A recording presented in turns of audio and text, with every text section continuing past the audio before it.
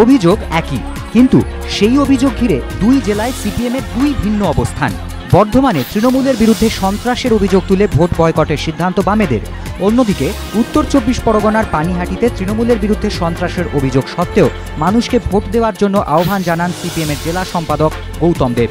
উত্তর 24 পরগনা জেলা নেতৃত্ব জানিয়েছে, যত বেশি সংখ্যক মানুষ ভোট দিক। রাজনৈতিক পর্যবেক্ষকরা বলছেন, পানিহাটিতে যেখানে গন্ডগোলের অভিযোগ পেয়ে খোদ মীরা পাণ্ডে ছুটে গিয়েছেন, সেখানে বর্ধমানে বামেরা তৃণমূলের বিরুদ্ধে সন্ত্রাসের অভিযোগ করলেও সেরকম কোনো ছবিই দেখা যায়নি।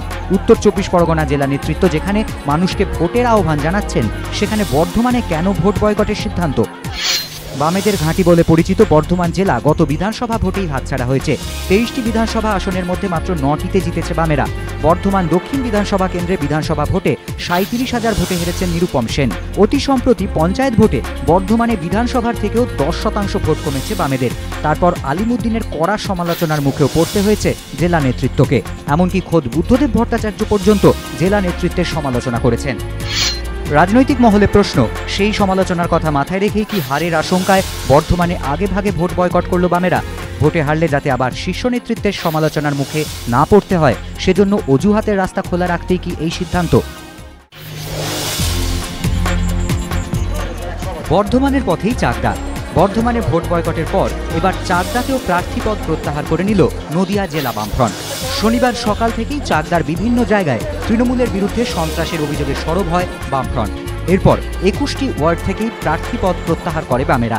সিপিএমের জেলা সম্পাদক মণ্ডলীর সদস্য অমল ভৌমিকের অভিযোগ, কোনো বুথে তাদের এজেন্টদের বসতে দেওয়া হয়নি। বাড়ি বাড়ি গিয়ে ভোটারদের হুমকি দেওয়া হয়, অথচ নিষ্ক্রিয় পুলিশ প্রশাসন।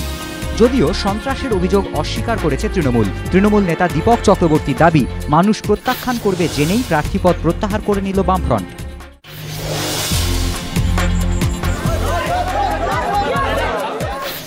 দফায় দফায় গন্ডগোল, ঘটনাস্থলে গিয়ে বিক্ষোভের মুখে মীরা পাণ্ডে। শনিবার সকাল থেকেই ছাপ্পা ভোট বুথ দখলের অভিযোগ ঘিরে উত্তপ্ত হয়ে ওঠে পানিহাটির বিভিন্ন বুথ। উত্তেজনা আরও বাড়ে যখন বেশ কয়েকটি জায়গায় ভোটারদের মারধরেরও অভিযোগ ওঠে। এক মহিলা ভোটারের মাথা ফেটে যায়। 30 নম্বর ওয়ার্ডে এক মহিলা ভোটারকে চড় মারা হয় বলেও অভিযোগ। তৃণমূল অবশ্য সন্ত্রাসের অভিযোগ অস্বীকার করেছে। গন্ডগোলের খবর পেয়ে পানিহাটিতে বিভিন্ন বুথ পরিদর্শনে যান মীরা পাণ্ডে। সেখানে সিপিএম তৃণমূল দুদলেরই বিক্ষোভের মুখে পড়েন রাজ্য নির্বাচন কমিশনার মীরা পাণ্ডে। তৃণমূলের বিরুদ্ধে সন্ত্রাসের অভিযোগ তুলে 4 নম্বর ওয়ার্ডে বিক্ষোভ দেখায় সিপিএম। এরপর 33 নম্বর ওয়ার্ডে গেলে সেখানে কমিশনারকে ঘিরে বিক্ষোভ দেখায় তৃণমূল। দলের তরফে শোকজ করার সিদ্ধান্তের পরের দিনই শনিবার তৃণমূলের রাজ্যসভার সাংসদ কুণাল ঘোষকে সারদা কাণ্ডের তদন্তে ফের জিজ্ঞাসাবাদ করল বিধাননগর কমিশনারেট। এদিন সকাল 11টা নাগাদ কমিশনারেটের অফিসে পৌঁছন কুণাল। প্রায় 4 ঘন্টা ধরে কুণাল ঘোষকে জিজ্ঞাসাবাদ করেন বিধাননগরের গোয়েন্দা প্রধান অর্ণব ঘোষ সহ কমিশনারেটের শীর্ষ আধিকারিকরা। কমিশনারেট থেকে বেরিয়ে ফের কুণাল ঘোষ দাবি করেন, পরিকল্পিত চক্রান্ত করেই সারদা কাণ্ডে তার নাম জড়ানো হচ্ছে।